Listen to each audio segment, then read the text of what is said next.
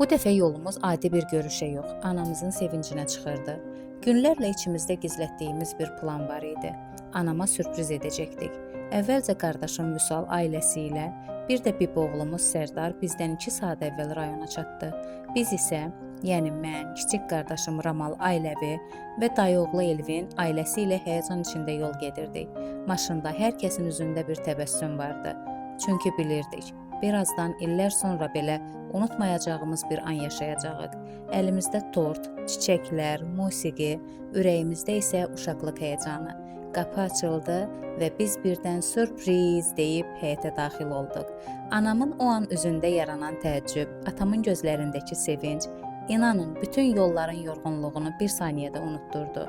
O an başa düşdüm. Valideyn üçün ən böyük hədiyyə bahalı şeylər deyil, övladının səsini bir yerdə eşitməkdir. Anam bizi bağrına basdıqca elə bil illərin həsrətini qucaqlayırdı. Atam isə sakitcə baxıb gülümsəyirdi.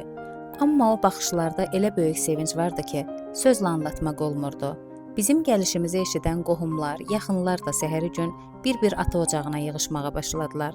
Ev yenə əvvəlki kimi doldu. Səs-küy, gülüş, çay qoxusu, mətbəxdən gələn yemək qoxusu, insanların, uşaqların qaçışması, hamısı birlikdə o evi yenə ev etmişdi. Səhər açılan kimi hazırlıqlar başladı. Bibilərim, anam, evin gəlinləri, hamısı qollarını çırmayıb mətbəxə keçdi. Kimisi yemək hazırlayırdı, kimisi süfrə düzəldirdi, kimisi qonaqları qarşılayırdı. O mənzərəni izləmək belə adama huzur verirdi. Çünki orada hər şeydə sevgi vardı. Hətta kişilər də bu dəfə kənarda dayanmadı. Qardaşlarım, Sərdar, hamısı yemək işlərinə qarışmışdı. Sərdarın bişirdiyi keçi ətindən buğlama isə məclisin əfsanəsinə çevrildi. Düzdür, biraz dibini yandırmışdı, amma o yeməyin ləzzətini verən ədviyyat yox, birlik idi. O tüstüdə belə doğmalıq iyi var idi. Sonra həyətdə böyük süfrələr açıldı. Hər şey qonaqlar üçün hazırlandı. Amma biz bir araya gəlib uşaqlığımızı yaşamadan dayanardıq-mı? Əsla.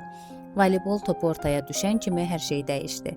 Bir anda hamı illər əvvəlki halına qayıtdı. Sanki böyüməmişdik. Sanki həyat bizi yormamışdı. Qaçdıq, güldük, bir-birimizə sataşdıq, uduzduq, qalib gəldik. Amma ən çox da o anların dadını çıxardıq. Səndəni götürdüm, al götür.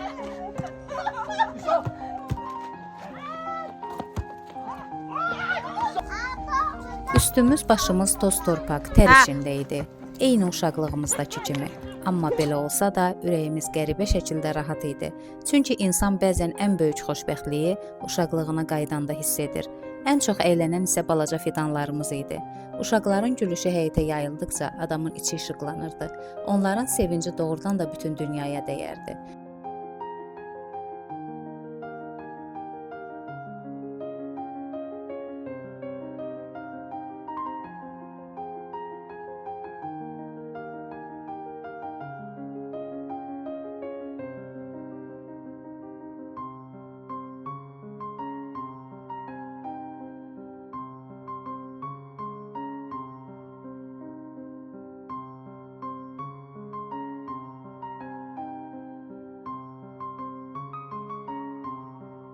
Artıq axşam düşürdü, yavaş-yavaş qonaqlar gəlməyə başladı. Həyətə qurulan süfrələr doldu, samavarın buxarı havaya qarışdı. Söhbətlər başladı, sağlıqlar deyildi, xoş sözlər söyləndi. Hamı anamın şəninə danışırdı. Onun necə gözəl insan olmasından, necə zəhmətkeş ana olmasından, necə böyük ürək sahibi olmasından danışırdı. Mən isə kənardan baxıb düşünürdüm. Bir ana üçün bundan böyük xoşbəxtlik varmı? Övladlarının, yaxınlarının bir süfrə başında onun üçün yığışması və sonra məclisin ən gözəl hissəsi başladı. Musiqi. Elvin isə hər zamanki kimi məclisin ruhu oldu. Bir nəfəri belə oturmağa qoymadı. Hamı oynayırdı, hamı gülürdü. Hətta ən sakit duranlar belə özlərini ritmə verirdi. Komik oyunlarımız, parodiyalarımız, bir-birimizə sataşmağımız o qədər gülmüşdük ki, artıq nəfəs ala bilmirdik. O gecə heç kim dərdini düşünmürdü. Heç kim həyatın yorğunluğunu hiss etmirdi. Çünki o həyətdə yalnız sevinç hakim idi. Doyunca oynadıq, doyunca güldük, doyunca yaşadıq o gecəni.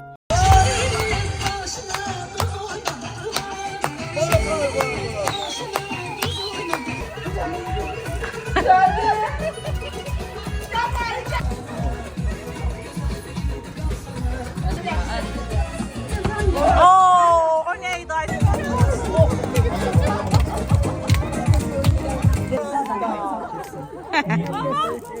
Kim? Bilmirəm.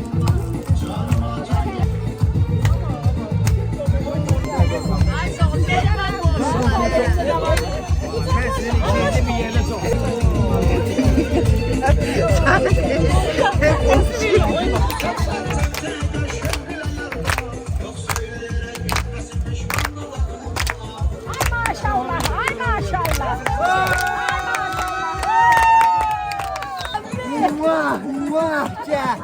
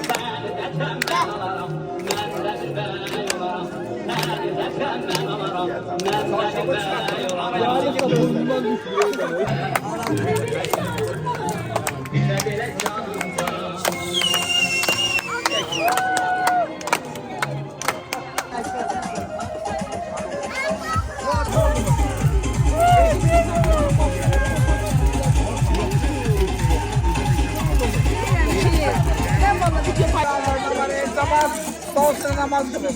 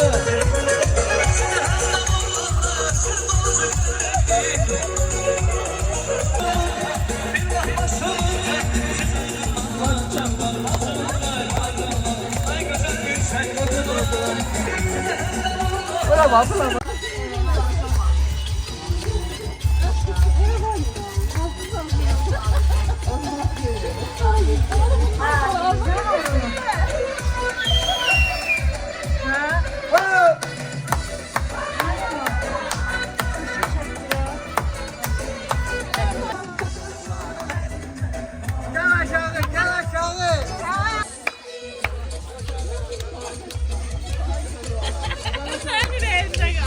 Serdar, Serdar. Hop.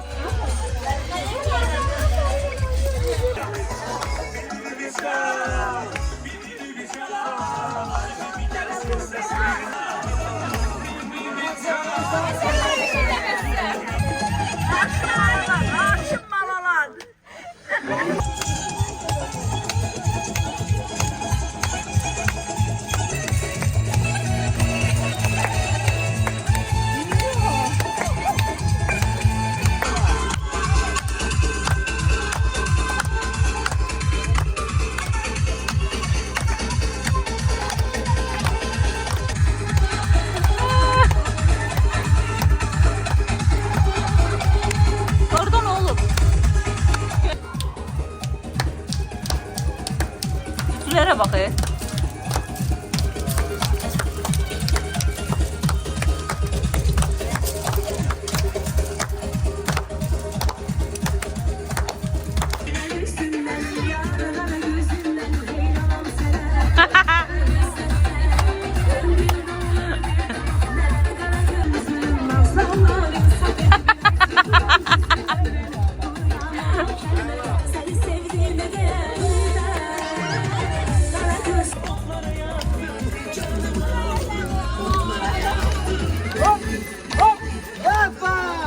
Bak onları da.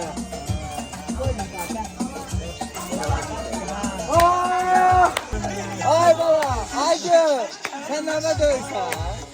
Baban değil.